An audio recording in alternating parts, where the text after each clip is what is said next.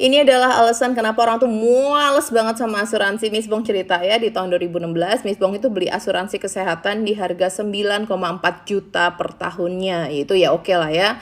Dan setelah itu ada kenaikan 3%, 2,5% gitu. Dan itu menurut Miss Bong ya make sense. Tapi tahun lalu mereka kenaikannya udah mulai kerasa nih. Tahun lalu itu jadi 18,3 juta rupiah. Jadi itu naik 28% dari tahun sebelumnya. Dan kalian tebak tahun ini naik berapa? Tahun ini naik jadi 26,2 juta rupiah, naik 43% dari tahun sebelumnya. Dan Miss Bong nggak pernah ngeklaim sekalipun. Dan kalian tahu nggak ini apa? Ini adalah permainan cara mereka supaya orang itu nggak mau perpanjang polisnya mereka lagi karena mereka keberatan di uangnya.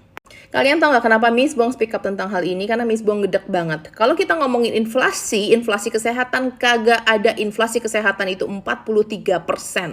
Dan kalau kita ngomong, ini tuh sudah di-approve sama OJK. Kalian bayangin deh, OJK ini bisa approve kenaikan 43% itu gimana cara ngitungnya? Coba deh. Nah, kita tahu ya perusahaan asuransi itu kebanyakan adalah perusahaan asing yang buka cabang di Indonesia. Yang ini adalah perusahaan asing dari Perancis. Kalian bayangin kalau ini terjadi di Perancis. Yang ada apa? Orang-orang pasti demo semua. Sedangkan di sini OJK-nya malah support mereka. Kalian ngerti nggak? Gue itu gedek banget. Ngebayangin kayak gini. Awal-awalnya nih, kenapa mereka mengeluarkan polisi yang bagus adalah karena mereka lagi butuh dana. Mereka ngumpulin dana karena asuransi ini kan nggak mungkin kalian langsung bisa pakai kan. Jadi mereka menggalang dana dulu nih, tahun berikutnya kenaikannya masih masuk akal. Sampai mulai akhir-akhir nih udah mulai ada yang ngeklaim karena kesehatan ya akhirnya ditinggiin.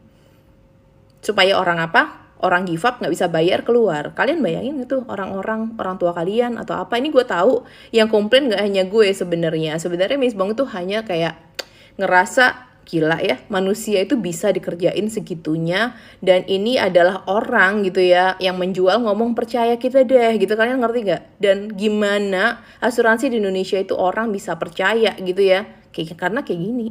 Dan ini untuk teman-teman semua yang ngerasa kenaikan polis asuransi itu nggak make sense, kalian speak up aja ramein, tanyain OJK mereka ngapain aja.